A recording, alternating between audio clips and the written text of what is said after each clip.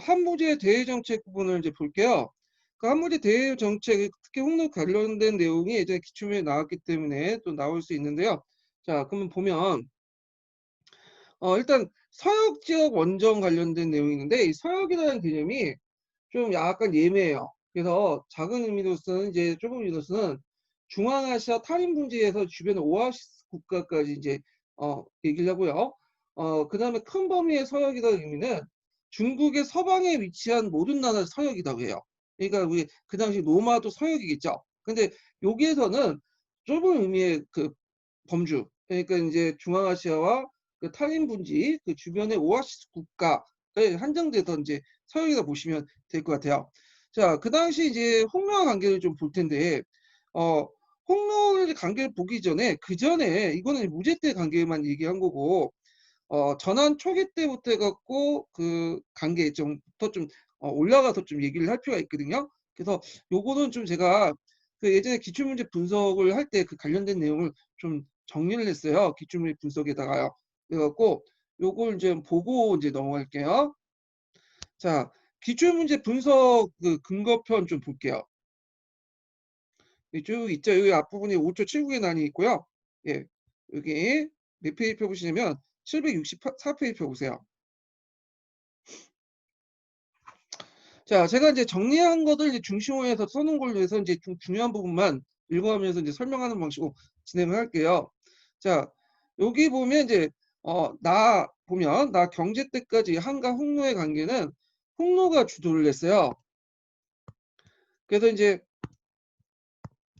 홍로는 강력한 기마 군사력을 배경으로 한일 대상으로 하친과 약탈 전쟁을 반복하였는데 한 초기 때 그 홍로 한나라 관계를 잘 보여준 사건이 있었는데 그 유방이 그 평성에 포위된 사건이 있어요. 백등산이라고 이제 하는 곳에서 포위된 사건이 있었어요. 그때 포위를 당하다가 이제 거의 죽으려고 하는데 그 유방이 이제 첩자를 보내서 무튼소원의 그 아내가 있었는데 그 선우의 아내를 잘 설득시켜갖고 결국에는 항복을 하고 이제 끝난 사건이 있어요. 그 후로 이제 유방은 이제 그 후에 유방부터 뒤에 황제들은 홍로에게 여러 가지 재물을 갖다 바치고 그런 행동을 했죠. 자, 그리고 이제 당시 무투성호는 월지, 동호, 누변, 백양을 이제 함락하고 유목민들 이제 통일한 다음에 어, 만리장성의 한제국과 이제 뭐냐면 충돌하게 돼요. 그러니까 이제 유방의 평성을 포기한 사건을 지금 그 배경을 좀 얘기를 하는 거예요. 자, 그래서 이때 이제 출동한 계기가 됐던 사건이 1차 마법 사건이에요. 그러니까 마법 사건 하면 거기 한의 중에 보면 그 한무제 때 관련돼서만 얘기하는데 이 마법 사건은 요때 한의중 때 마법 사건 외에도 1차 막 전에 마법 사건도 있었어요. 마법이 일종의 이제 그 한족하고 그 당시 몽골 홍로족과의 경계선에 있는 그 지역인 것 같아요. 보니까. 그래서 제가 편의상 한무제 때 일어난 그 마법 사건은 제2차 마법 사건이라고 하고 요거는 1차 마법 사건이라고 할게요. 이제 마읍에서 홍로군을 포위당한 항왕 신이 그들과 사신을 이제 주고받다가 개인적인 편지를 주고받다가 조정의 의신을 받자 무투 속에 이제 투항한 사건을 투항했어요. 그러니까 이 분노한 한 고조가 병력을 이끌고 공격했다가 백등상, 그러니까 평성이죠. 백등상에서 포위당하고 말았는데 자, 죽기 일보 직전에 갔지만 홍래 부인이었던 그 연지죠. 홍래 부인은 연지라고 해요. 예. 그래서 뇌물을 주어 포위를 풀고 굴욕적인 하친을 받게 되었다. 거기에 좀 볼 게 뭐냐면 그 네 개를 보면 이제 연지한테 가서 뇌물을 주면서 만약에 중국을 차지할 경우에 부투선호가 그 중국에는 많은 부인 예쁜 여자들이 많은데 그 예쁜 여자한테 총을 줄 수밖에 없고 본인은 팽당할 거다. 뭐 이런 식으로 설득했다고 해요. 그래서 연지가 이제 시기심 때문에 그 당시 이제 그 부투성한테 이제 그 가서 여기 가면 좀 위험하니까 그냥 물러나서 이제 합방 맺자 뭐 이런 식으로 얘기를 한 것 같아. 근데 이거는 그냥 얘기뿐이고 실제적으로 연지가 그 얘기하는 건 뭐냐면 부인 연지의 의견이 아니라 그 연지를 대변하는 왕비족의 얘기라고 보시면 돼요. 되게 홍로 같은 그 유목국가에서는 주요 부족이 이제 크게 칸을 배출한 부족과 칸의 부인을 비추는 그 부족 이렇게 두 개가 있거든요. 그게 양대 세력이에요. 그러니까 양대 세력 간의 위견 뭐냐면 조조를 통해서 그냥 직접 점령보다는 이렇게 뭐냐 감접적으로 이제 뭐냐 뇌물 그 공물 받는 게 훨씬 낫다. 그런 식으로 해갖고 물러난 거라고 이제 보시면 될 것 같아요. 자, 이때 이제 맺어진 하친 조약의 내용은 장성을 경계로 양국 간의 국경을 설정하고요.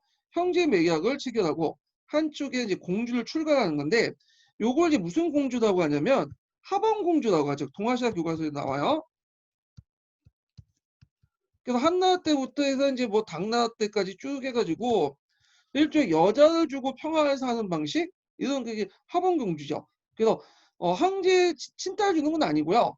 황제 그 주변에 있었던 이제 뭐냐면 종실의 그 공주나 아니면 황제 그 첩 중에 좀 이제 잘 이제 총애하지 않는 첩들을 줘가지고 공주라는 이름으로 붙여가지고 시집을 보냈죠. 자, 그리고 홍로에 대한 매년 솜, 비단, 술, 곡식 등의 물자 공급, 뭐 간시, 개설 이런 것들이 있었고요. 근데 이제 홍로는 이렇게 맺고는 자기 필요할 때 또 깨요. 그래서 공격을 해. 그러다 또 보면 불리한 사친 조약을 맺었죠. 그러니까 요때 갑과 을의 관계는 갑은 홍로가 되는 거야. 을은 한나라가 되는 거야. 근데 한나라가 왜 그때 그냥 맞고만 있었냐? 등치는 한나라가 더 큰데 일단 군사력에서 약했고 그다음 한나라 그 초창기 때문에 전쟁 때문에 오랜 전쟁 때문에 피폐해져 있었어요. 그러다 보니까 후식 정책을 하고 있었죠. 그래서 그때 손 놓고 있었던 것도 있었어요. 그게. 자, 한초기 때 한가 홍로의 관계에 대해 단적으로 보여주는 사건이 뭐냐? 농소 사건이에요. 그러니까 이게 뭐냐면 고조가 죽고 여우가 이제 실권을 장악하고 있는데 그때 무투소한테 여우에게 무투소가 그 편지를 보냈는데 거기에 보면 오늘날만 성신앙적인 내용이 되게 많아요. 그것도 국가와 국가 간의 수장끼리 어떤 서신 내용이에요. 그래서 요 내용이 그 밑에 있는데요. 여기 보면 외로운 군주는 속택 가운데 음화가 가득한 들판을 컸으니 자주 변경에 이르러 중국에 논이고 싶노라. 폐하도 홀로되었고 독소공방이 되었으니 두 군주가 모두 즐겁지 않을 것 같소.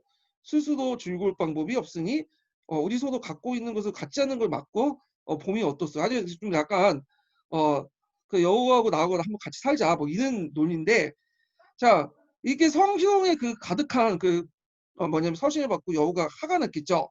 근데 곧바로 이제 한해 군사력이 약하다는 걸 실감하고 정중하게 이제 굴욕적인 답서를 보냈어요. 그래갖고 선우께서 저희 나라를 잊지 않고 그렇게 보내주시니 감사합니다. 그런데 저가 치발이 모두 빠지고 보행이 이제 힘드니까 대신에 뭐 말 두 짝을 보내겠다 수대 두 대와 그런 식으로 물려났는데 이 농소 사건에도 볼 수 있듯이 그때 그 홍로와 한의 관계에서 홍로가 절대 갑이었다 이런 것들을 볼 수가 있죠. 그래서 이 농소 사건은 후대 사가로부터 한국농 간의 일방적이고 중국의 조공 제도가 거꾸로 된 사건으로 평가받고 있다는 거죠. 자, 이 농소 사건과 관련된 내용은 그 강자 중국사에 있으니까 한번 좀 찾아서 읽어보세요. 자세한 내용은요. 자, 그다음 문제와 경제 때 이제 홍로의 침에 대비하고자 변경의 군대를 배치했는데 문제는 국경 지역의 군인들에게 원활하게 이게 뭐냐면 식량 배급이 잘 안 되죠. 그래서 이걸 해결하기 위해서 조조가 이제 아까 전에 3인 실변 정책, 둔전제, 납속 수장식을 이제 제안을 했던 거고요. 그 관련된 내용은 제가 이제 아까 얘기했으니까 넘어갈게요.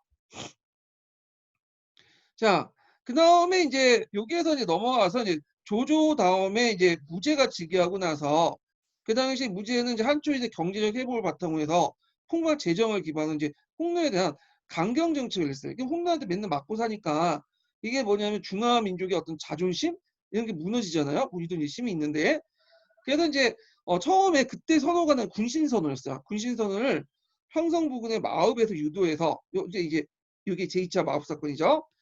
이 마읍에서 유도해서 토벌 정책을 이제 했는데 사전에 발각해서 실패를 했어. 이게 제2차 마법 사건이야.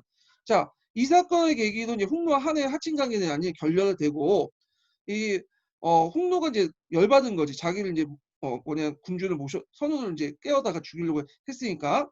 그래서 한해 북변 지역을 계속 공격을 하죠. 그래서 예전에는 그냥 경제나 문제 때는 막고 있으면 또 사신 보내 갖고 빌고 그다음에 더 세패 주고 그랬는데 요때 한무제는 아니었죠. 직접 치죠. 인제 위청이나 각거버 이런 사람들 대거 이제 원정대 파견해서 그다음에 홍로를 오도도스 지역 북쪽으로 몰아내서 공세적인 정책을 취하게 돼요. 결국에는 이제 뭐냐면 막북 지역으로 뭐냐면 몰아내죠. 물론 전체로 이제 홍로를 이제 토벌하진 못했지만 일단은 그 핵심 부인 오도도스 지역을 장악을 하게 돼요. 예. 이게 상당히 중요한 지역 부분인데 자 그래서 인제 요 내용도 이제 좀 기억을 해 두시면 될 것 같아요, 요 부분은요. 그래서 이게 예전에 관련된 내용인데 더 나아가서 인제 좀 어 최근의 문제를 좀 더 볼게요. 뒤에 더 분석을 해 놓은 게 있는데 음. 자 여기부터 이제 다시 시작하죠. 자 766 페이지 보면 한무제는 무너진 자존심을 이제 세우기 위해서 홍루와 이제 전쟁을 선포하게 되고 마법의 30만 대군을 배치해 홍루의 선을 유인하다가 이제 사전에 정부가 누설돼 실패했죠.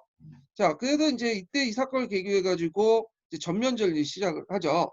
그래서 인제 기원전 127년에 위청은 농소에 이르는 홍로 우여왕 시하에 느보난과 백양을 격파시키고 그곳에 삭방군을 이제 설치를 해요. 그리고 홍로는 한나라 공격을 받자 근거지인 지역을 막부로 이동하죠. 그리고 각겨봉은 이 위청이나 각겨봉 이런 사람 다 외척 출신이에요. 자, 그래도 이제 이때 포기 장군이라고 이제 했는데 이 각겨봉이 막부까지 공격해서 그 당시 그 근거지 조신성까지 공격해서 거기에 공식을 불타고 돌아오고요. 그다음에 123년에 한나라는 하서 지역, 해서 화상 지역인데 요때 그 각과방이 또 출동해서 거기에서 이제 장악을 하고 거기에 하서 4군을 설치하죠. 하서 4군의 위치가 이제 여기에 있어요. 그러니까 여기 지도에 보시면 밑에 있죠? 여기 오도도스 지역. 예, 이게 상당히 중요한 지역이죠. 그래서 여기를 장악하고 여기 삭방 지역을 장악한 다음에 요 지역에서 요 지역을 장악을 해요. 여기.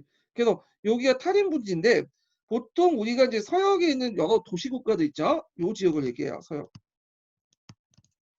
그거 이제 이강리가 이제 뭐냐면 파견돼서 요 지역을 장악을 했고요.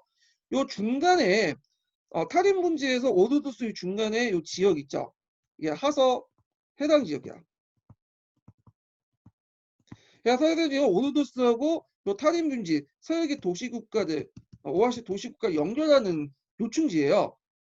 그래서 요게 특히 이제 동항이라는 곳이 있어요. 동항. 요 동항은 청상남로하고 청상북로 등 사막길의 요충지야.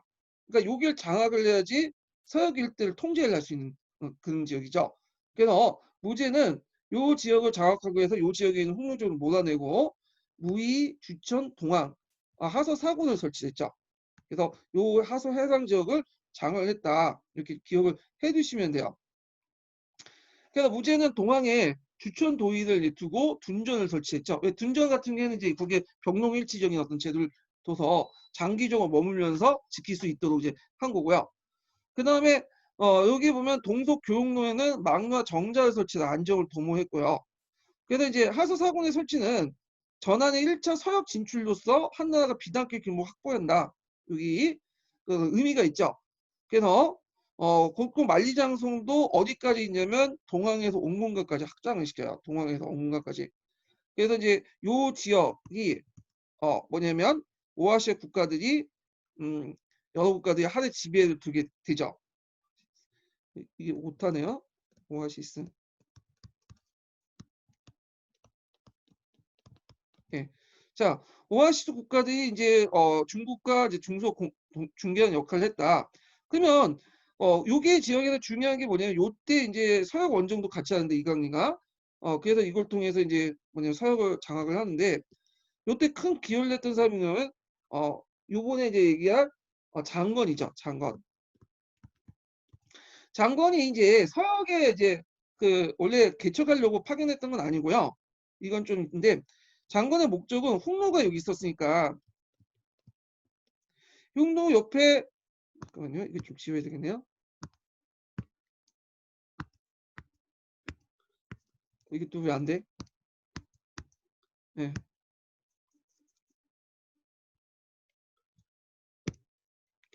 여기가 흉노가 있었는데 흉노를 이제 치려면 여기 이제 그 혼자 치기 힘드니까 요게 대월지라는 세력이 있어요. 대월지. 음. 대월지를 이용해 가지고 홍로와 이제 같이 치면 효율적이다. 이렇게 생각을 한 것 같아요. 그래서 장건을 이제 파견했는데 장건이 가다가 홍로한테 잡힌 거야. 그래서 거기에서 이제 그 홍로에 잡혀서 포로 생활하고 포로 생활 동안 이제 부인하고 또 홍로 부인을 낳아 가지고 만나 가지고 애도 낳고 살았대요.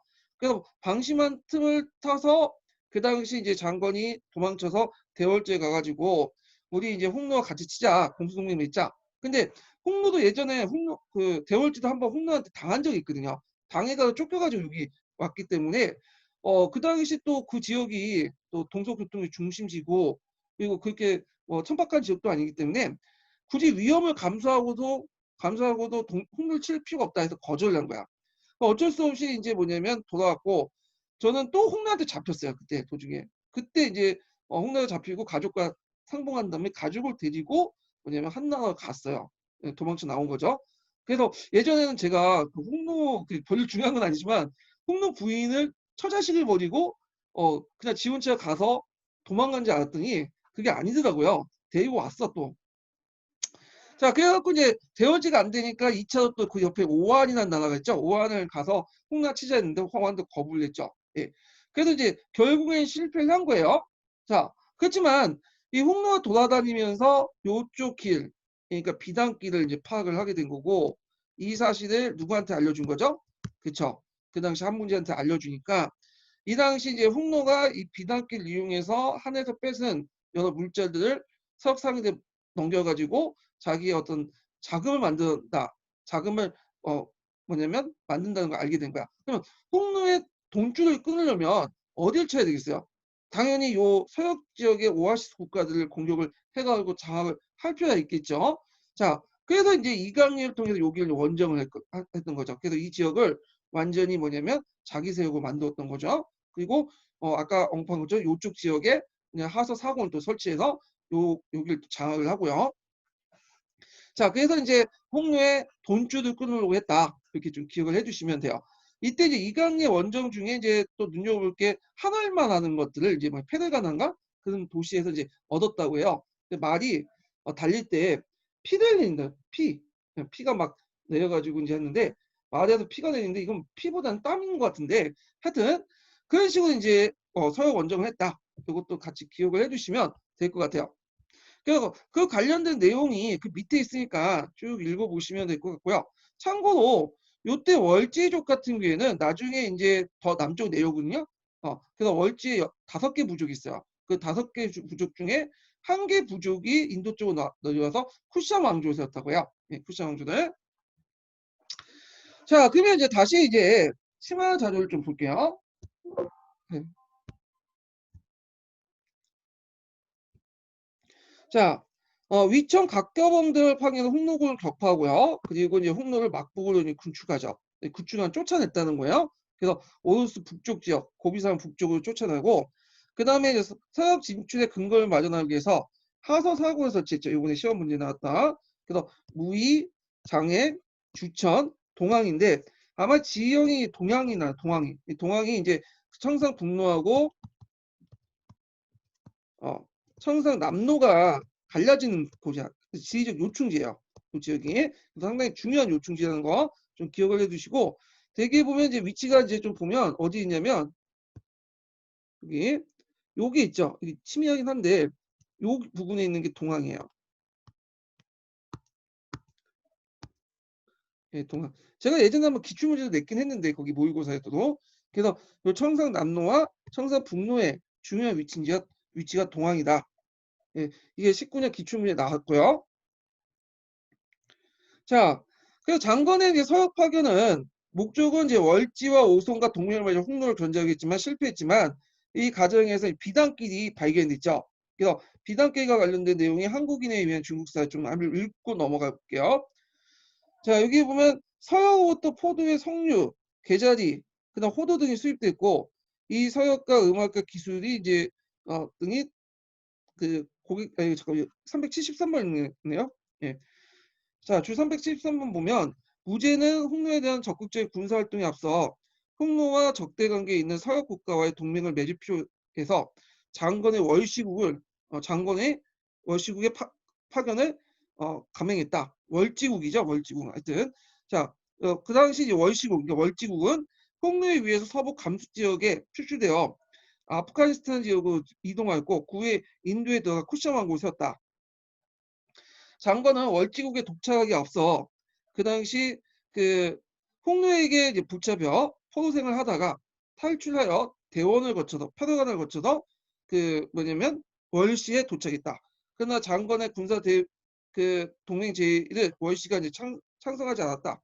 그것은 그 홍로의 막강한 군사력을 월시가 알기 때문에 알고 있을 뿐 아니라 동아시아 세계에 진행되고 있는 항홍로족의 전쟁에 휘말려 들지 않으려고 했기 때문이다. 이렇게 이제 보시면 될 것 같아요. 자, 그래서 이제 결과는 뭐냐면 비록 비단끼리 이제 발견했지만 아까 얘기한 것처럼 동아시아와 서남아시아 문화권을 연결시키고 이게 예전에 나왔으니까 좀 기억을 해두시고 동서 문화에 고조했고 서역에 대한 이해를 증대시켜 그 다음에 중국인의 세계관을 확대시켰다. 이렇게 이제 보시면 돼요. 중국의 입장에서는 비단길을 발견한 거겠지만 비단길은 중국인이 발견하기 전에부터 있었던 길이에요. 이건 원래 그 초원길에서 쫓겨났던 오아시스 국가들이 이제 서역과 중국을 이제 무역을 하는 과정에서 만들어진 길이라고 그래요. 예. 근데 나중에 장건에 의해서 여기가 발견된 거죠. 예. 발견돼 가지고 그 이 지역부터 이제 이때부터는 중국이 서역을 장악하기 위해서 요 비단길을 이제 적극적으로 이용을 하기 시작한 거죠.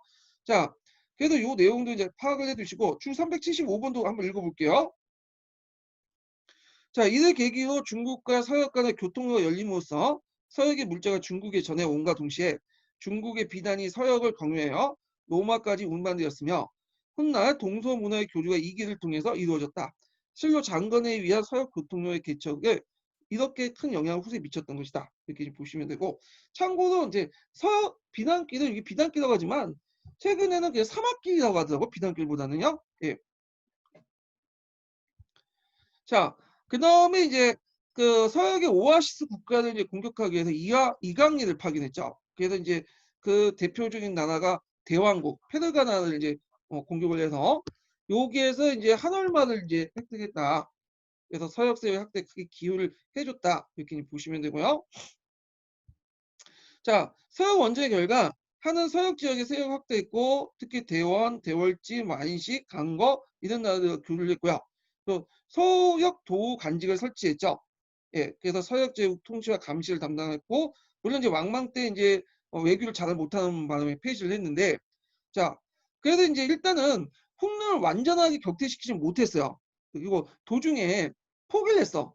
말년에 한 부제도. 그렇지만 홍로가 이제 예전처럼 한나라 우습게 보고 공격을 하거나 그 다음에 홍로의 요충지였던 오도수를 장악함으로써 그리고 또 서역기를 장악함으로써 홍로를 경제적 타격해 줬다는 건 사실이에요. 그래서 그 후에 이제 홍로는 분열됐죠. 그리고 전환시대 때 이제 홍로 같은 경우에는 그 동홍로, 서홍로 분열됐고 그다음에 이제 나중에 후한시대 때는 남홍로, 북홍로로 분열돼 갖고 결국 홍로는 역사로 없어지게 되는데요. 그러면 한 무제 말기 때 그 당시 이제 홍로의 원정을 포기한 그 과정을 좀 얘기를 해볼게요. 요게 예전에 한다.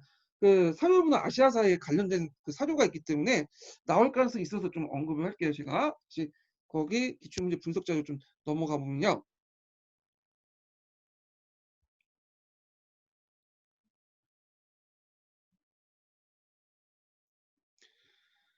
자, 여기 보면 잠깐만 이게 있네. 있는가? 여기 있네요. 자, 기원전 104년에 무제는 홍로와 비단 교육의 차단, 페르가나의 한월만 얻기 위해서 이강리의 서역 원정을 했고요. 그리고 이강리 1차 서역 원정이 실패했지만 2차 원정은 성공하여 한월만 얻어 가왔다. 대왕 원정은 성공으로 파미누 공원 서쪽의 여러 나라들이 한의 실력을 알게 됐고 영향력 아래 들어가게 됐고 한무제는 홍로와의 전쟁을 벌여 홍로를 고비사막 이북으로 몰아내고 해시해랑, 해서하랑이죠. 예. 그래서 해시하랑 또는 해서하랑 지역을 얻었지만 막대한 재정적 적자에 빠졌다. 왜냐면 너무 원정을 많이 했기 때문에 예전에 선조 때 싸우는 부하 그 다음에 뭐 뒤에 얘기했지만 이 당시 뭐 전매제실시라든지 평균법 이런 거를 해가지고 재정을 끌어들였지만 돈을 끌어들였지만 결국에 실패했어. 왜냐면 너무 많은 원정비가 들기 때문에 결국에는 한문의 말기 때 들어가면 이 사람이 이제 그 기원전 8세기에 윤대라는 곳이 있어요. 서역에 그 가는 통로에서 해상 부근에 윤대라는 곳이 있거든요. 윤대에 둔전을 설치해갖고 군량민을 확보하자는 상호양이 건의를 했어요.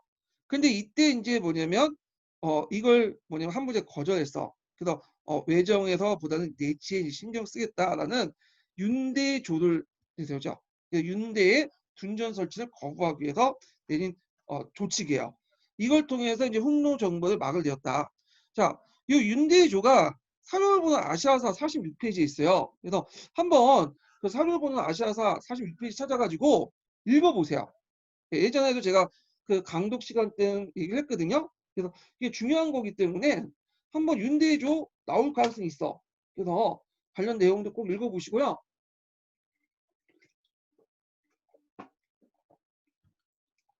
자, 여기에서는 일부분만 이제 사료 제외하고 그 윤대조와 관련된 내용도 그 해석 부분만 좀 읽어볼 텐데, 이게 요거는 이거네요. 네, 깜빡했다.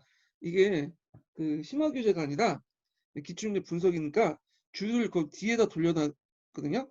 그래갖고 이거 찾아봐야 돼. 좀 시간이 걸리니까 아쉽지만 이제 윤대의조는 각자 찾아서 보세요. 하여튼 윤대의조를 통해서 그 당시 그 홍로 정벌을 끝나게 됐다. 이렇게 기억을 해두시면 돼요. 자, 그러면 이제 다시 돌아와서 동영상 심화과정 볼게요. 자, 남방에서도 원정을 했죠. 그래서 남해 구군을 설치했어. 남해 구군을 설치해가지고 그 당시 남해무역에 이제 기초를 뒀고요. 그 다음에 월남 북부 계속 정복했죠. 그 월남 그러니까 베트남 북부 지역은 한 1000년 동안 계속 중국의 지배를 받았다 보시면 돼요. 진나라 때부터 거의 당나라 때까지 이렇게 이제 지배를 받았는데 그 다음에 서남이를 지배했는데 서남이는 어느 날 뭐냐면 그 장안을 기준에서 서쪽에 남쪽에 있는 오랑캐들이죠. 오늘날 지역이 이제 사천, 기주, 이런 지역을 확보했죠. 여기 동일하네. 네. 자, 그래서 이거 관련된 원정 사업을 했고요. 자, 요거 관련돼 갖고 잠깐 이제 한번 읽어볼게요. 자, 먼저 이제 관련된 내용들 보면 그 베트남 북부와 이제 강동 지역 전복 관련된 내용이죠. 자, 그래서 당시 지금의 강동, 복권 등 이제 월족이 세운 동구, 민월, 남월인데 월족은 이제 베트남 시대 때에 그 관련된 그 선조들이죠. 오늘 베트남인데 그 중에 조타가 세운 남월이 제일 간성하였다. 그러나 입조 문제로 한가 불화를 조성되어 왔는데 조타가 사망하고 저 손자 조우가 등극하니까 하는 조우에 대한 입조를 강력하게 요구를 했고 마침내 양국 간의 충돌이 일어났다. 결국에는 한무제는 기원전 112년에 노바덕이나 양복의 수군 10만 명을 주어 남원을 정복하겠고 그 지역에 구군을 설치해서 직접 지배하게 되었다. 자, 그 다음에 이제 거기에 서남이 관련된 내용이 있죠. 서남이는 문화 수준이 극히 낮고 또 접촉이 없어서 잘 알려지지 않았는데 한인 민원을 평정하는 과정에서 서남이에 대한 더 주목하게 되고 장건이 서역으로 돌아오는 보고하는 가운데 대홍로 관계 동서무역에 서남이가 중요하다고 생각해서 서남이를 공격했고요. 거기에 육군을 설치하죠. 오늘날 운남, 기주, 사천 지역이 이 지역에 이제 한해 영토로 들어가게 되죠. 자, 그 다음에 우리나라와 관련된 게 고조선이죠. 고조선도 공격했어. 그래갖고 위시조선을 멸망시키고 이때 이제 한사군을 설치했죠. 이 고조선 관련된 내용은 한사군 관련된 건 한국사 시간 때 또 할게요. 요게 이제 삼하천 사기와 관련돼서 한번 시험 문제 나왔거든요. 중국사에서. 그래서 한번 관련된 사전 읽어보시고 자, 결과를 보면 영토 확장 과정에서 한 제국의 문화를 전파시켜 그리고 그 당시 그 뭐냐면 책봉 체제를 폐지하고 직접 지배하는 군연제적 토지체를 주류했다. 그러니까 예전에는 조공 책봉 관계를 통해서 책봉을 맺어서 이제 간접 지배를 했는데 이런 것들을 이제 했다는 거죠. 근데 여기에서 이제 볼 게 뭐냐면 눈여볼 게 조공 책봉 관계 좀 얘기할게요. 조공 책봉 관계. 자, 이 조공 책봉 관계는 어 한 무제 때부터 실시한 거죠. 오늘날만 동아시아 국제 질서에 입각한 조공책봉 관계는 한 무제 때부터 시작된 거야. 예전에는 제후와 그 당시 중앙 간의 관계였는데 이걸 이제 국제적 관계, 주변 국가 국제 관계로 통치했던 것이 확대시킨 한무제예요. 그다음 한무제는 주변에 있었던 이제 약소민족들, 이런 민족들은 이제 뭐냐 조공책봉 가기보다는 처음에 맺었다가 이걸 폐지하고 직접 지배로 바뀌고요. 그 후에 이제 좀 약간 멀리 있는 나라들은 뭐냐면 조공책봉 관계를 통해서 영향력을 행사하려고 했던 거죠. 그래서 이 조공책봉은 그 동아시아 국제 질서의 어떤 큰 축인데 이게 되게 형식적이라는 걸 알고 있죠. 이게 동아시아 교과서에 좀 나와 있으니까 동아시아 교과서 관련된 내용 한번 찾아서 읽어보세요. 이 부분이요. 자, 그리고 이제 넘어서 경제 정책을 볼게요. 이것도 상당히 시험 문제 중요하게 나오는 부분이죠. 경제 정책.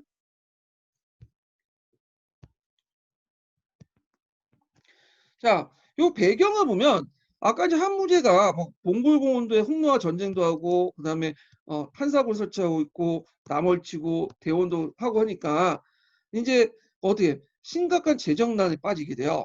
그리고 이제 그 외에도 대규모 토목공사도 하고 등등 하니까 재정 개혁을 통해서 뭐냐면 전비를 마련하려고 하죠. 그래서 이제 전매제라든지 그다음에 그 유통 과정에서 국가 기획 군수법이라든지 평균법 이런 것들 마련했고 그래서 악전인데 뭐 악전이라고 좀 그런데 오수전 같은 걸 이제 만들었죠. 예. 자, 그래서 이걸 통해서 이제 누굴 공용했냐면 상인 출신들, 그러니까 상호양이나 이런 사람들, 이런 사람들 법술 관료 홍리이라고 하는데 이 상호양 같은 이제 대상인 출신들 왜 등용했냐? 주로 중농 업상 정책을 통해서 상인을 통해 상인의 부를 뺏으려고 했던 거죠. 예, 그 상인이 얻으려고 추구했던 이제 부의 축적 방식을 그대로 국가가 이제 답습해서 하고 상인의 역할을 대신하고 상인의 재산을 뺏어가지고 뭐냐면 재정을 마련하려고 했기 때문에 당연히 상인은 누가 알겠어? 상인 출신 많이 알겠죠. 그러니까 상호양 같은 사람들 많이 등용을 했던 거예요. 이 사람들은. 자, 그리고 이념적으로는 법가적인 중농 정책을 내세웠다. 중농 억성 정책. 요거 꼭 기억을 해두셔야겠죠. 이게 예전에 한번 시험 문제 나왔어. 법가적 중농 억성 정책. 겉으로는 유교지만 실제 정치는 법가적. 예, 그래서 법가적 중농 억성 정책을 했다. 그래가지고 이제 이 법가적 중농 억성 정책은 어디에 출발하냐면 진나라 때. 이게 왜 갑자기 튀어나와? 자, 진나라 상황 때부터 출발. 상황의 범법. 그리고 한무제. 그 다음에 유교를 강조했지만 실제 법가 정치를 했던 그 다음에 신나라 왕망의 정책이 또 계승이 되죠. 이렇게. 자, 그래서 보통 유교에서도 중농 억상 정책을 해요. 근데 유교의 중농 억상 정책은 그냥 내버려 두는 거야. 어, 그냥 말로만 중농 억상 정책이고 그리고 국가가 직접 나서서 뭐냐면 뭔가 백성들의 삶에 영향을 미치는 정책을 별로 안 좋아해요.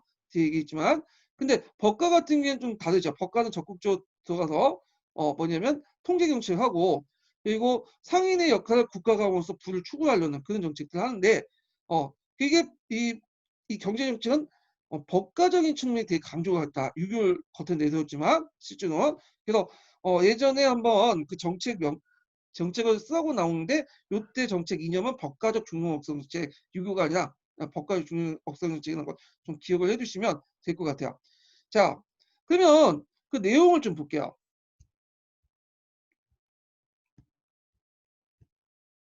일단은 상업 통제 정책을 이제 했는데 일단은 주요 역할이 뭐냐? 국가가 예전에 상인의 역할을 수행하는 거야. 상인 역할. 국가가 상인의 역할을 수행해서 재정을 확보하려고 했다. 그래서 이제 상인들이 예전에 했던 짓을 똑같이 자기가 해가지고 확보를 하는 거죠. 이익을. 대표 중에 예전에 이제 상인들이 어떤 식으로 염, 철, 주 같은 생활 필수품 같은 걸 뭐냐면 독점을 했어요. 그래서 독점을 해갖고 나중에 이제 가격 오르면 갖다 파는 그런 제도를 했거든요. 그래서 이게 이제 이걸 이제 국가가 해야 되겠다 해서 뭐 전매 제도라든지 그 다음에 또 가격 간의 그 계절 간의 어떤 이득 아까 전에 예전에 상인이 했던 이득 자기가 이제 함으로써 뭐냐면 이득을 챙기려고 했던 거죠.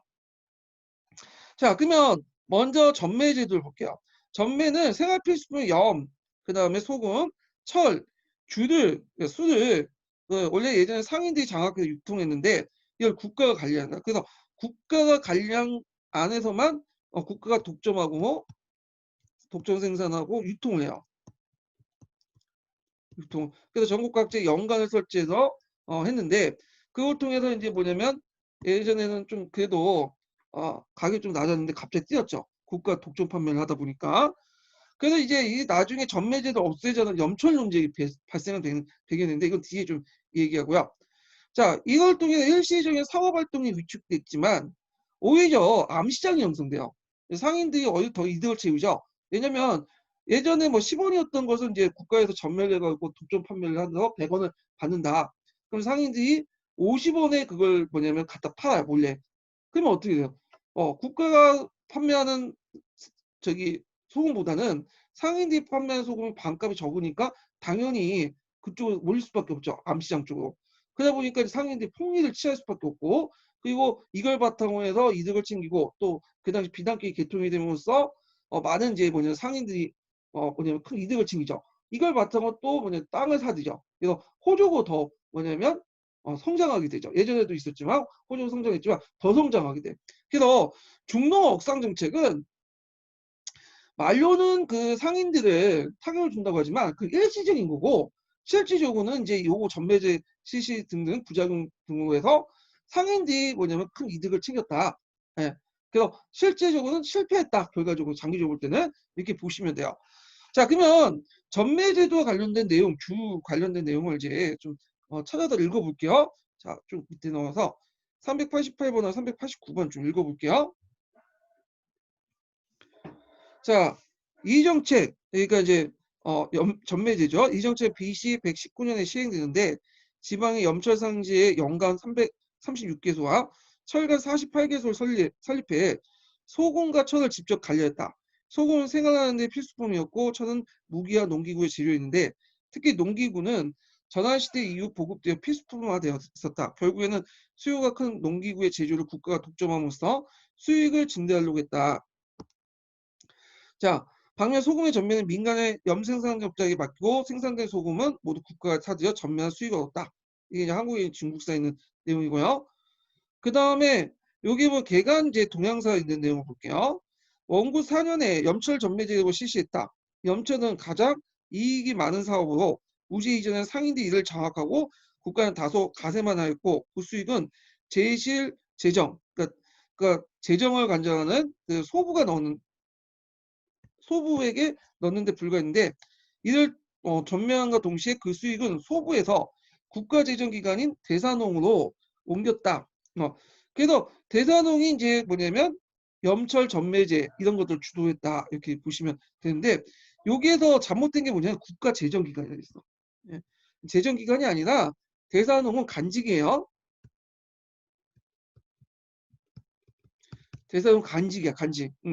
그래서 동계란 이제 그 개간동향사 뭐 다른 책들 보면 국가재정기구라고 이제 대산홍을 얘기하는데 대산홍은 국가기구가 아니라 그 대산홍으로서 국영 중에 하나예요. 예, 간직이에요, 간직. 그래서 나중에 대산홍이 점점 권한이 커지죠. 국가재정뿐만 아니라 전매제도 받고 아까 말한 것처럼 그 다음에 후한 때 들어가서 그 소부가 했던 이제 재정까지 담당을 해요. 항실재정. 그리고 또 나가서 이제 보수정 같은 것들을 이제 뭐냐면 발행을 하기도 하죠. 아, 그래서 중요한 역할을 담당했다. 이렇게 기억을 해두시면 되고요. 자, 그래도 이제 다시 이제 넘어가서 군수법과 평주법을 볼게요. 자, 군수법 평주법도 마찬가지로 예전에 상인들이 매점 매석을 통해서 이득을 얻는 것을 국가가 하는 거야. 예, 그래서 그걸 통해 부수적으로 이제 물가 조절도 하고요. 근데 교과서에서는 물가 조절을 되게 강조하더라고. 근데 물가 조절은 군수법의 주요 내용이 아니에요. 이거는 그냥 하다 보니까 의도하지 않게 물가 조절이 된 거야. 부수적인 내용이고 실질적으로는 이걸 통해서 뭐냐 국가가 이득을 챙긴다는 게 그 초점인 거죠.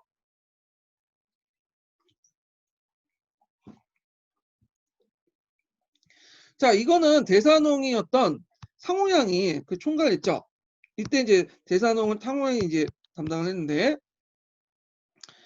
평균법은 시기가 달라서 따라서 이제 공급 가인된 물가의 상승과 하락을 조정해서 물자 직접 구입과 판매를 국가가 담당하면서 이윤을 취하고 물가의 안정을 깨하려고 했다. 그러니까 이제 이 평균법이라는 것은 주로 이때 시기에 따라서 계절에 따라서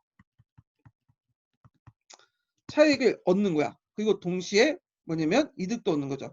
예를 들어서 쌀 같은 것들을 보면 쌀은 가을 때는 어떻게 수수기 때는 떨어지죠. 근데 이제 춘근기 봄 때는 올라가잖아요. 그러니까 가을 때 대거 사들여서 구입을 해서 언제 판매하는 게 좋아요? 봄에 갖다 판매하는 거죠. 이거 누가? 국가가 하는 거야. 국가가.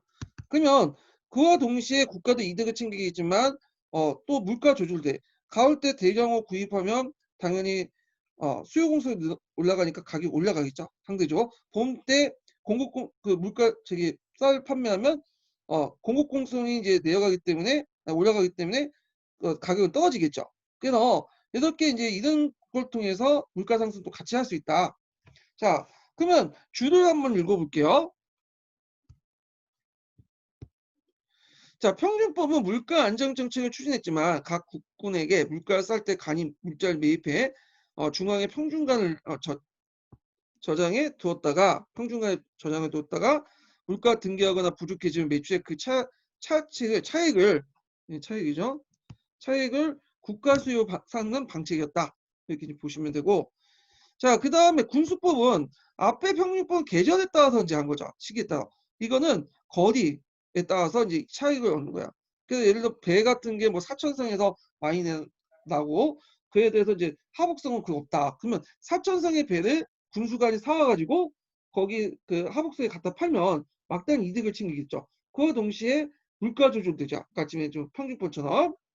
그래서 군수관을 도와 직접 구입을 하여 신속한 운행을 이제 운송을 담당을 하게 했고 지역 간의 물가 조절을 위한 것으로 물자 원활한 수송을 또 했다. 그래서 이 군수법과 관련된 내용을 한번 읽어볼게요. 392. 자, 당시 정부는 장기간 외정으로 물자 구입과 그 뭐냐면 수송이 수비보다는 내가 잘못 쓰는데 구입과 수송이 급증했는데 수요를 잘못 썼나 보네요, 제가. 예. 자, 수요가 급증했는데 중간 상인을 통해 물품 구입은 과도한 지출을 강화했고 또한 걱정하는 하모는 수송이 신속히 안 돼 적체 현상이 나왔다. 따라서 정부는 과다한 지출 줄이고 신속한 운송을 위해 이것도 대산홍이죠. 대산홍이 지휘하되 각지의 군수관을 두어 물품이 직접 구입과 신속한 그 운송을 담당했다. 신속한이죠. 신속한이 아니라 예. 자, 그래서 이제 요 내용들 같이 기억을 해두시면 될 것 같아요. 자, 그 다음에 여기 화폐도 통일했죠.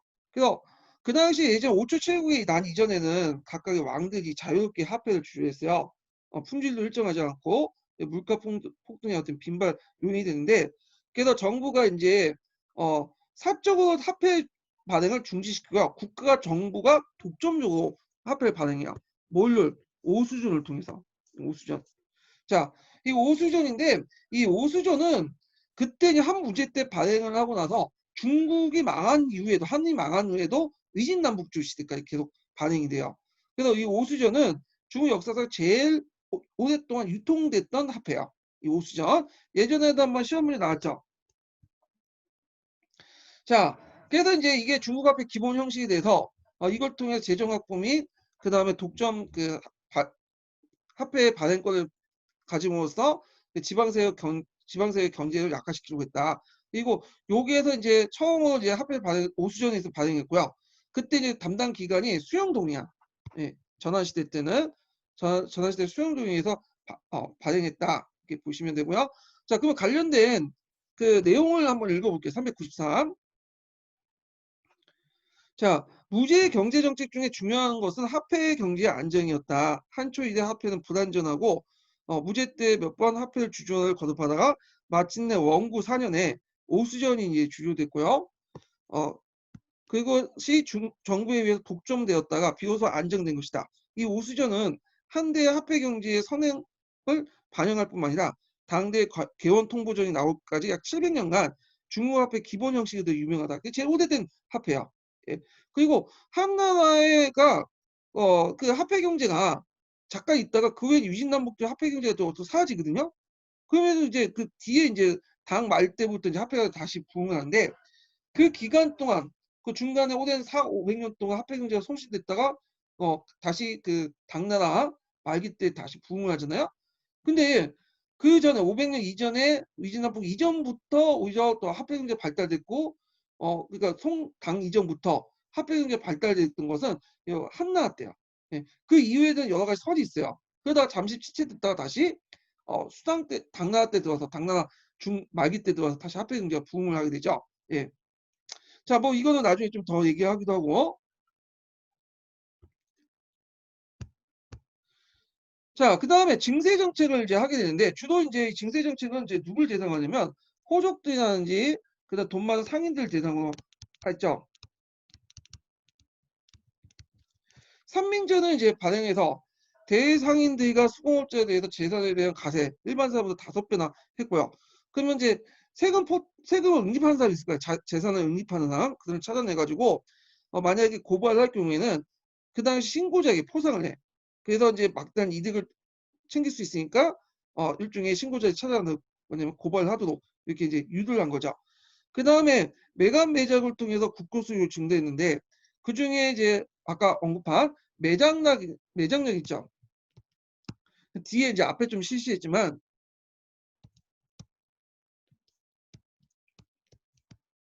매장용 같은 이런 것들이 이제 대표적인 그 케이스죠. 예. 자, 요거는 뭐 그때는 실시했다고 이제 보시면 될 것 같아요. 매장용 같은 그런 것들을 이제 실시했고요.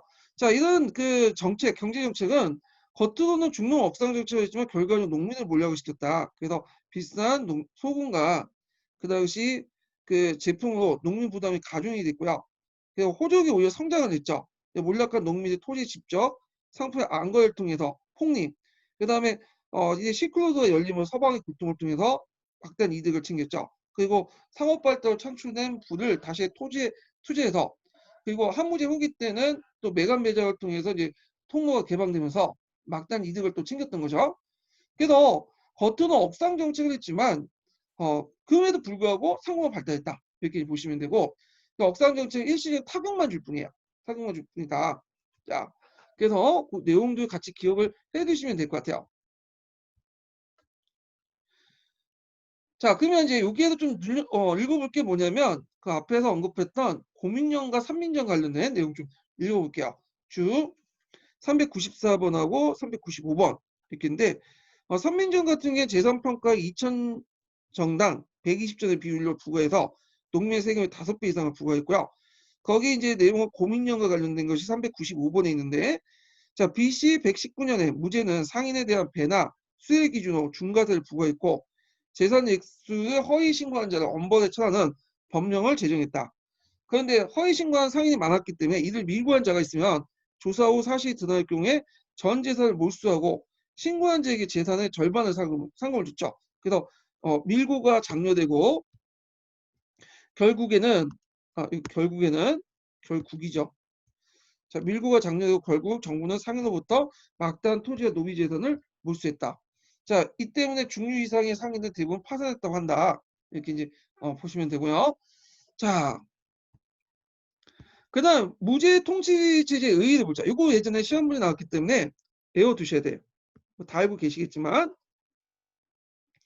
자, 무슨 체제가 결합됐냐? 법가적 한계 체제와 지배 체제와 유가적 통치 이념이 결합됐다. 그래서 그 당시 후대 중국 황제 체제를 정치와 사상을 완성시켰다. 진시황 때의 어떤 법가 정책과 이것을 또 한문제 때 유가 정책 결합이 돼서 하는 통치 체제의 완비 이렇게 보시면 되죠. 그래서 이때 사용했던 말들이 보면 육포 법리, 뭐 내법 외유, 왕패 접도 다 똑같은 말이야. 그래서 육포 법리는 겉은 유가지만 속은 법가고요. 내법 외유는 겉으로는 유가를 내세웠지만 안으로는 법가 정책. 그리고 왕패 접도도 마찬가지죠. 패도와 왕도를 같이 있죠. 예. 자, 그래서 그 밑에 줄침 부분을 좀 읽어볼게요. 자, 한무제가 중요한 대신들은 대부분 유술과 헌법에 정통한 사람이다. 법술 관리라고 하죠. 홍리. 예. 그래서 한무제가 중요한 대신들은 대부분 유술과 이게 제가 또 쓰다 보니까 중복이 됐어. 예. 자, 그의 치국에 의한 방랑은 육포 법리, 겉은 유가지만 속은 법가로 개관할 수 있다. 자, 이에 대해 한 선제는 정색감 질책했습니다. 한나라의 제도는 본래 패도와 왕도를 병행하고 있는데 어찌 덕교와 준하나의 통치만 받아들일 수 있는가? 한나라의 통치 제도는 패도와 왕도를 병행하는 것은 준하와 같은 덕정만 펼칠 수 없다는 걸 의미한다. 그래서 독존 유술 정책, 그러니까 독존 유술 육아만 내세운 정책인데 이거는 그 무죄가 말하는 거예요. 그렇지만 실제로 왕과 패도, 육아 법가의 병용이 존재임을 알 수 있다 이렇게 있는데 참고 서원제가 정색하며 질취했다는 것은 뭐냐면 여기 중략도 있지만 그 원제라는 사람이 있어요. 아까 이제 선배님도 원제가 이제 세제 시대 때 유교의 덕치를 내세우니까 이에 이제 이 말 듣고 태자의 말 듣고 선제가 벌럭하면서 어떻게 유교의 덕치 가지고는 통치하면 되겠냐? 패도도 필요하다. 이런 식으로 얘기를 한 거야. 그래서 이제 한마디만 얘 때문에 나라가 망했구나, 망치겠구나 이렇게 말을 했다고 그래요. 근데 이제 원제 때는 이제 이런 유교 패도 정치를 법가와 패도 유교 혼합하는 정치를 폐지시키고 유교만이 정치를 했다 이렇게 주장해요. 그래서 원제 때 가서야 유교가 국교화됐다는 설도 있어요. 원제 때 무죄가 아니라 이거 하는 설인데 이게 이제 아까 얘기했던 사료 읽는 한국사 그 동아시아사에 있으니까 아시아사에 있으니까 한번 읽어보세요. 자, 그래서 요 내용들 좀 기억을 해두시고 요걸 한번 개간동향사에서 한번 또 한번 읽어볼게요.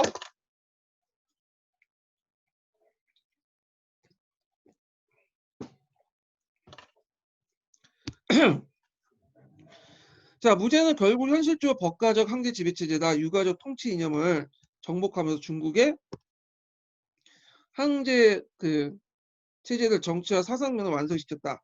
따라서 무제가 국가 통치하는 기본 목표를 법가적 부국 강경주의에 두고 국가를 다스려 나가는 그리고 유능한 인재의 등용 기준은 유교 교육을 받은 인재를 충원하는 조치는 제국 통치 기술문에서 진시황보다 한 단계 위다고 할 수 있다. 그제 이후의 역대 왕조들은 무제 이와 같은 방침을 채택하면서 국가 통치 기본 이념으로 발전시켜 나갔다. 자, 그래서 이제 있고요. 이게 동향서 개론에 있는 내용이네요. 예.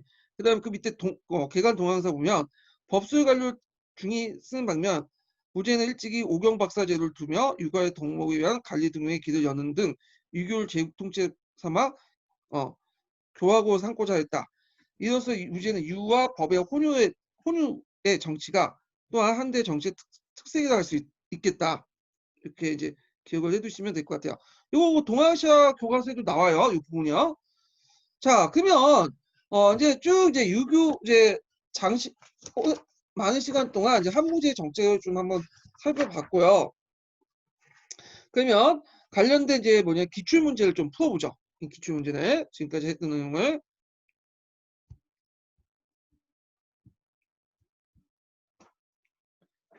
자, 한대 정치에 대한 설명을 옳지 않은 것은 이렇게 보면 무제는 정부의 13주에 자사를 파견하여 황제의 명령을 효과적으로 관철하였다. 예, 맞죠?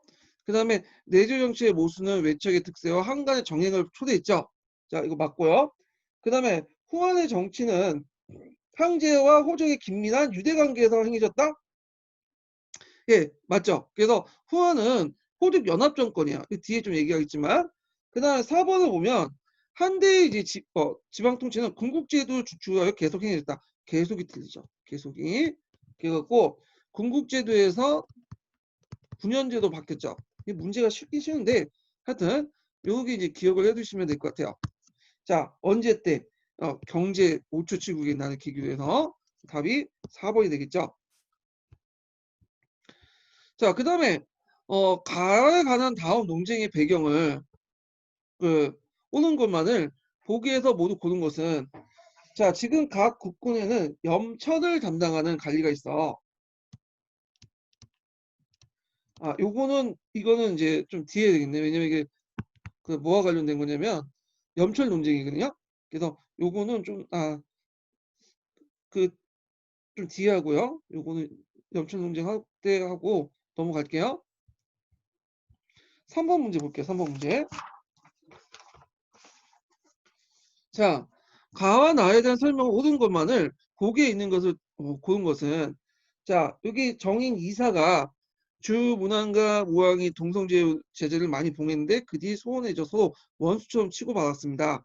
자, 이거는 뭐와 관련된 거야? 봉건제 문제점을 지적을 하고 있죠. 자, 그러니까 이제 시황이 천하가 다 같이 쉬지 않고 싸우는, 아이고. 자, 시황이 천하가 다 같이 쉬지 않고 싸우는 것은 후어 왕이 있기 때문이다.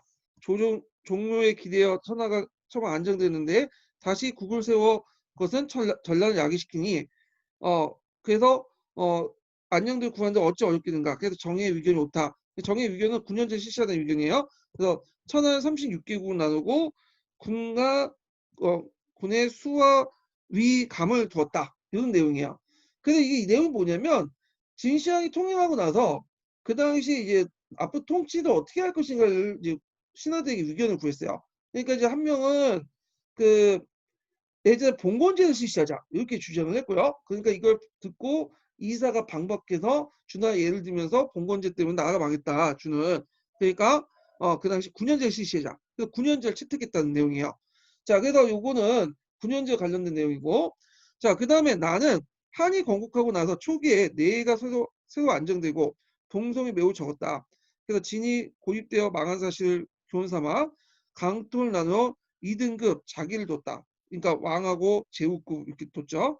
공신은 후가 된 자가 백여급이 되고 왕이 자제가 이제 존중하여 크게 구국이 됐다. 그러니까 후가 된 사람은 공시 정했고 또 왕도 임명했죠. 근데 이제 이거는 처음에는 이성제후로 임명했다가 나중에 뭐냐면 동성제후로 바뀌죠. 이건 초창기 때 얘기야. 동성이 매우 적었다는 건 이성제후. 근데 이게 나중에 동성제후로 바뀌죠.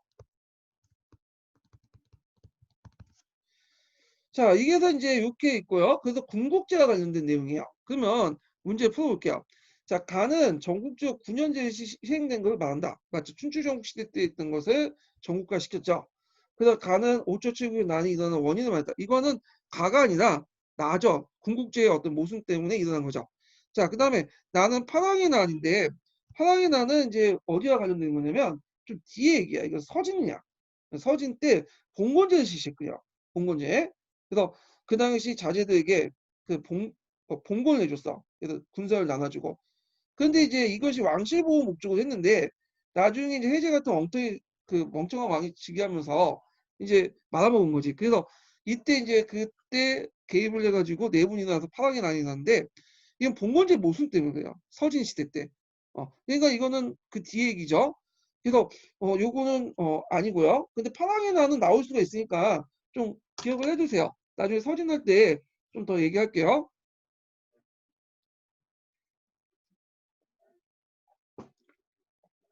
자, 그 다음에 나의 언급한 제후국들은 한무제 때 추운력을 세력이 약화되었다. 예, 맞죠? 그래가지고 추운력이라는 것은 제후왕들의 이제 그 권한을 영토를 적장자가 아니라 어, 여러 사람들이 나눠 갖는 거죠. 그래서 이런 것도 좀 기억을 해주시면 돼요. 기획과 리을. 그래서 답은 몇 번이에요? 예, 1번과 관련된 거죠. 자, 그 다음에 4번 문제 볼게요. 한무제 때 비단기 개척의 가정과 의미를 내주인에 쓰시오. 가정과 의미는 아까쯤에 얘기했으니까 쓰시면 되고요. 가정은 너무 기니까 생각하고 그 의미는 동아시아, 서남아시아 문화권을 연결해 동서문화 교류에 크게 공헌했고요. 그다음 서양에 대한 이해를 증대시켜 중국인의 세계관을 확대시켰다. 뭐 이렇게 쓰시면 되겠죠. 자, 그 다음에 뒤에 넘어가서 이제 5번을 볼게요. 5번. 자, 이거 한문제 경제정책과 관련된 건데, 자, 다음은 중국의 어느 시대에 실시한 경제정책에 대한 자료이다. 가의 명칭을 쓰고 나와 다에 들어갈 적절한 용어를 각각 쓰시오. 그리고 다도 그리고 B에 나타난 경제정책이 이념적 기반을 쓰시오. 이렇게 있거든요. 자, A를 보면 이전에 화폐가 자주 바뀌어 백성들에게 화폐에 대한 의심을 품게 되었습니다. 그래서 국가에서는 천하의 모든 기존의 화폐를 폐지하고 수용에 소속된 상관에서만 수용 동의죠. 그래서 그 화폐를 주주하도록 명령했습니다. 그러나 농민들은 이 화폐에 익숙하지 않아 비슷한 동전들 서로 비교해보고 옛 것을 믿고 새 것을 의심하는 등 화폐의 선악을 분간하지 못합니다. 자, 요 화폐는 뭘까요? 오수전이죠. 오수전. 그래서 이제 여기 수용 동의에서 이제 발행을 했다. 예. 그래서 이거 좀 기억을 해주시면 되겠죠. 발행 기간. 예. 시험 문제 나왔기 때문에 물어볼 수가 있어요. 그래서 화폐 오수전 그리고 그 당시 그 오수전의 발행 기구는 수용 도의. 예. 수용 도의.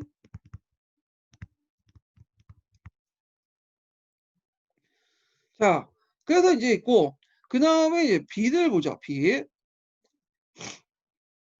예전엔 궁국에서는 그 지방의 특산물을 중앙에 공물을 보낼 때 왕래한 것이 번거로울 뿐 아니라 어떤 경우에 운송비도 미치지 못했습니다. 그래서 각 공군에서 수송을 담당하는 관리 두어 서로 공급하고 운송하게 하여 먼 곳의 공물 수송을 편리하게 했는데 이들 이제 뭐라고 하냐 군수법이에요. 군수관을 둬서 이제 그걸 하게 되죠. 또한 경사에 창고를 세워서 화물을 모아 저장하도 했는데 물건값이 떨어지면 사라지고 비싸면 내다 팔았습니다. 자, 이로 인해서 국가 실리를 잃지 않고 그 다음에 상인들이 이익을 취할 때 없어짐으로써 이들 한 거는 평균법이죠. 평균법 시기, 군수법은 지역 간 차이 이런 걸 통해 시세 차이를 얻어서 국가가 이득을 챙기고 동시에 물가 조절도 하는 거죠. 자, 그래서 이제 오수전, 그다음 군수법, 평균법인데 요 이념적 기반은 예전에 얘기했어요. 법가적 중농억상정책 이렇게 쓰시면 돼요. 중농억상에다가 거기에 법가적 중농억상정책 이렇게 쓰시면 되겠죠. 자, 그 다음에 이제 문제 또 풀어볼게요. 7번은 잠깐만 이게 왕망이네요. 몇 번을 쭉 푸냐면 8번 건너뛰고요. 9번은 좀 건너뛰고 10번은 나중에 풀어보고 11번 문제 풀게요. 자, 다음 빈칸 가에 해당하는 인물과 나에 해당하는 학설을 쓰고 이 학설을 바탕으로 둔 한대 경학 연구의 학파를 쓰시오. 자, 가는 춘추 공양을 연구한 유학자며 그의 사상 음양 오행설을 바탕으로 나다. 자, 일단 딱 나오죠. 예, 동준서죠. 가는. 그 다음 음양 오행설을 바탕으로 듣기 때문에 이거는 뭐냐 천인상은설이야.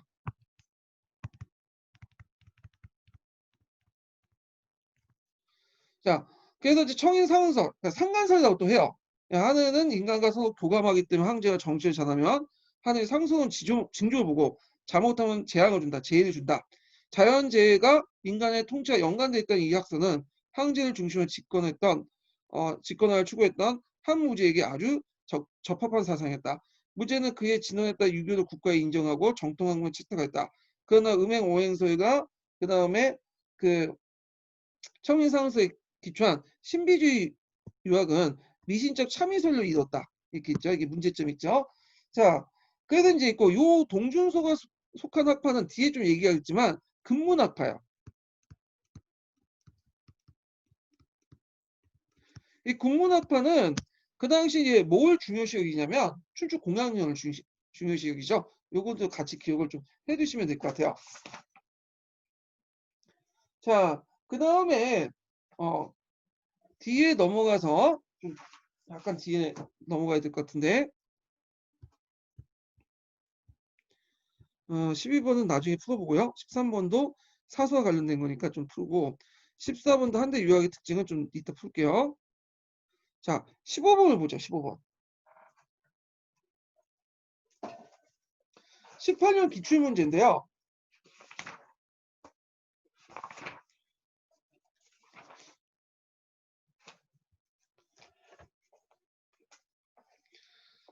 자, 기역의 명칭을 쓰고 니은의 내용을 두 가지 쓰시오. 그리고 디귿을 해결하기 위해서 조조의 건의로 이루어지는 것 시행을 정책을 쓰시오. 자, 가희가 조조는 제후왕국의 세력을 강대해진 것을 걱정하여 제압하여 한다는 주장을 했다.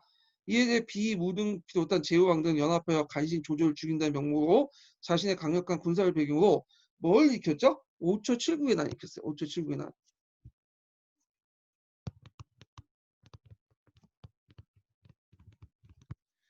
그래서 이제 이러니까 중앙정부에서 군대를 파견해 이들을 진압하고 제후왕국에 대한 억제체를 실시했다. 자, 여기가 이제 가희와 조조가 이런 주장을 할 때가 그리고 5초 칠국의 난이 일어날 때가 뭐죠? 경제 때죠. 그래서 경제 때 관련된 내용을 써야 돼. 그때 제후 왕국에 대한 억제 제거. 이거 추후력 같은 거 쓰면 안 돼요. 그래갖고 그 내용을 이제 뭘 쓰냐면 그 한의주에 있는데 제후왕을 정치에 완전히 배제시키고 지방의 정치는 중앙에 파견된 관리 상국이 담당하도록 했고요. 제후왕의 그 제후왕국에 대한 관리 임명권과 경제적 권한을 박탈했고 영지를 삭감하는 정책을 했죠. 삭지 정책을 했죠. 자, 그 다음에 나는 이제 그 당시에 또 홍로 정책 관련된 내용인데 자, 한초 이래 홍로가 빈번한 한해 북부를 침략했기 때문에 변경의 안정은 매우 매우 요한 문제였다. 중요한 문제였다. 매우 중요한 문제였는데 숫자가 이렇게 빠진 것 같은데. 예. 자, 조조는 병사를 주둔시켜 이에 대비하고자 했으나 변경에 생산된 식량으로는 병사에게 원활하게 식량을 제공하기 어려웠다. 자, 이와 같은 문제는 가희와 조조가 생존했던 시대에는 완전히 해결되지 못했다. 그러면 이제 이때 조조가 건의해서 실시했던 정책들이 뭐냐? 그 여기 둔전제도 있고 그다음에 매장력도 있어요. 매장령, 예, 납속 수재책이 있죠. 그래서 곡식을 납부한 이에게 자기를 주는 제도를 건의를 했는데, 근데 이게 이제 뭐냐면 들어주지 않았죠. 이게 실질은 부재 때 들어와서 이제 한 거고. 근데 이제 초째 교수는 매장력만 답이라고 했어요. 예. 근데 둔전제도 답이거든요. 예, 3인 실변 정책도 답이고. 근데 이제 그 매장력만 답이라고 했어요. 이게 좀 문제가 있지. 자기 생각하는 답에는 답이 아닌 거야. 교수들 입장 때는. 그렇지만 둔전제라든지 그다음에 3인 실변 정책 있죠. 이것도 같이 알아주세요. 왜냐면 이 같은 유사한 문제를 또 낼 때 다른 교수가 내서 들어가서 낼 수 있거든요. 그래서 이렇게 이제 이것도 좀 같이 알려주시는 게 좋겠다. 둔전제하고 3인 실변 정책. 근데 답은 매장력을 했고 매장력 그 부분은 제가 시험문이 나왔으니까 이제 아까 설명했으니까 그거 참조해 주시고요. 자, 그 다음에 이제 기획과 관련된 내용 볼게요. 기획. 이게 이제 19년 기출문제에 나왔던 건데요. 자, 19년 기출문제인데 그 내용을 좀 보면요.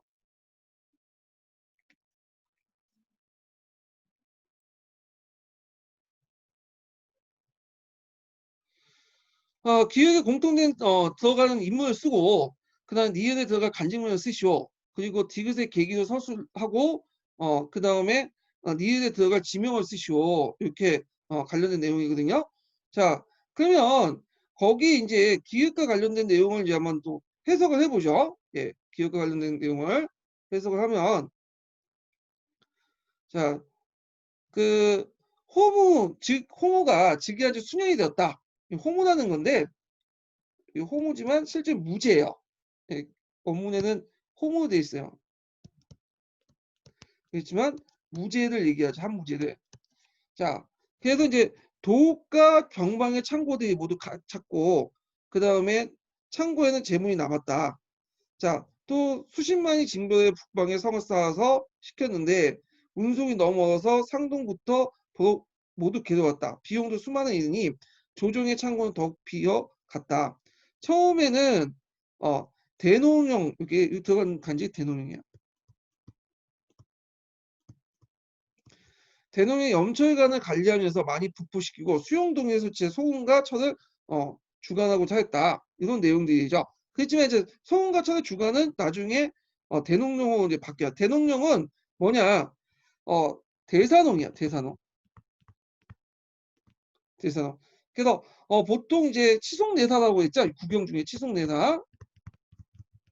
치송내사가 대농령으로 이제 이름을 바뀌고요. 그 다음에 이제 대산홍으로 무제 뜻도 바뀌어요.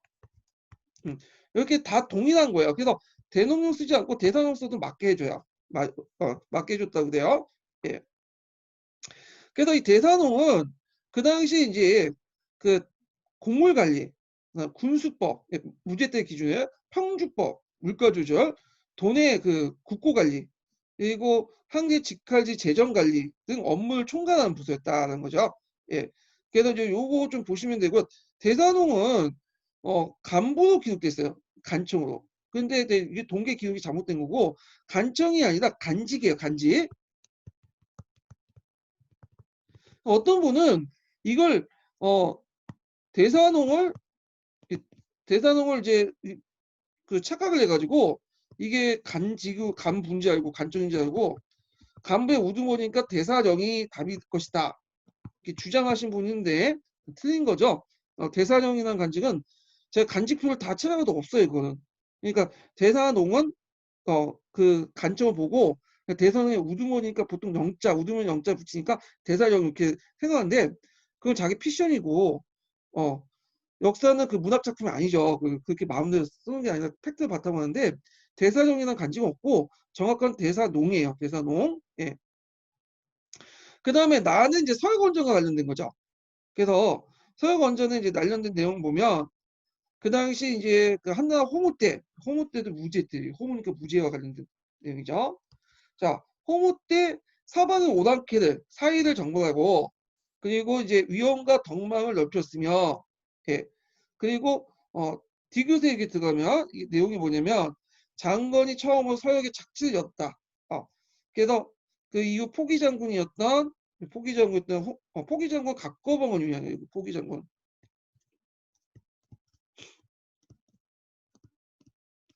그래서 각거봉이 이제 뭐냐면 각거봉이 홍리의 서쪽을 공격을 하고 그래서 이제 홍양왕 그 다음에 그 혼동왕 후동왕을 냈죠.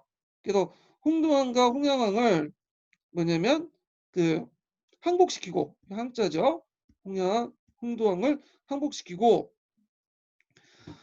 그리고 마침내 그 땅을 비게 하여 비로소 영거 영거 서쪽에 성곽을 짓고 처음으로 주천군을 설치했다. 여기가 이제 서쪽에 거주하기 위해서 주천군을 지었고요. 후에 점점 백성을 옮겨 채우겠다. 이게 3인 정책을 했죠. 후에 백성을 옮겨서 충실하겠다. 그 다음에 이제 여기에 분치해서 4개를 또 세웠죠. 하서 4군을. 그래서 무의, 장애, 그 다음에 등등이 없지만 여기 동항 이렇게 있죠. 동항. 그래서 무의, 장애, 동항에서 4군을 배열해서 두 관문을 지키겠다. 그래서 주천을 먼저 만든 다음에 무의, 장애, 동항인데 요거는 이제 쓰신 분들은 있을 거예요. 왜냐면 동항이 하도 유명하니까. 아까 말했 동항은 청상남도 청상북로 중에 그 이어가는 그 길 중에 한복판이 있죠. 갈림길이 있기 때문에 상당히 중요한 요충지였다는 거. 하서 해상 지역 같은 건 어떤 지역이었어요? 그 지역은 그 예전에 지도에서 보여서 오르스 평원하고 어느 쪽을 탈린 분지에 있는 오아시스 국가를 연결하는 그 가나 통로를 얘기하죠. 요 지역을 중심해서 강이 흘러요. 이게 이제 뭐냐 탈린 분지에서 흐르는 강들이 내어가지고 큰 물줄기가 흐르는데 요 지역만 뭐냐면 농사를 지을 수 있어요. 나머지 지역은 다 밖은 다 사막이야. 예. 그래서 그 뭐냐면 상당히 요충지였다. 이렇게 좀 기억을 해두시면 돼요. 자, 그 다음에 지금 내용을 이제 풀어보면 아이고. 그러니까 기억의 임무는 한 문제죠. 한 문제. 그냥 간직명은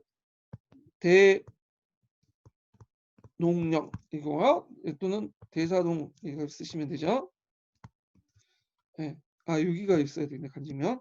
그 다음에 여기 계기가 됐던 거 이제 아까쯤에 그 장건이 그 당시 처음으로 서역에 착지를 열었던 건 계기가 됐던 것은 그 당시 한무제 월지족과 또 오손과 동맹을 맺어 홍노족 공격하기 위해서 장건을 서역에 파견했기 때문이죠.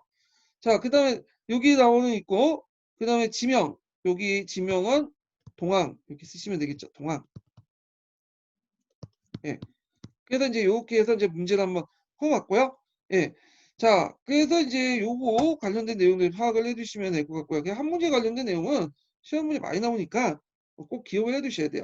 자, 그러면 서포트지 지금 제 인증번호 좀 알려드릴게요. 인증번호 그 66번. 66번 서포트 인증번호예요. 네, 적으시고 자, 다음 문제는 이제 뭐 내용 강의하면서 이제 지금 못 풀었던 문제는 좀 이따 이제 나중에 풀어보기도 하고요. 자, 오늘 이렇게 해가지고 이제 한 문제 관련된 내용 다 끝났고, 예, 다음 시간에는 이제 염철 논쟁을 나갈게요. 염철 논쟁. 예, 오늘 이제 수고하셨고요. 네, 내일 뵙겠습니다.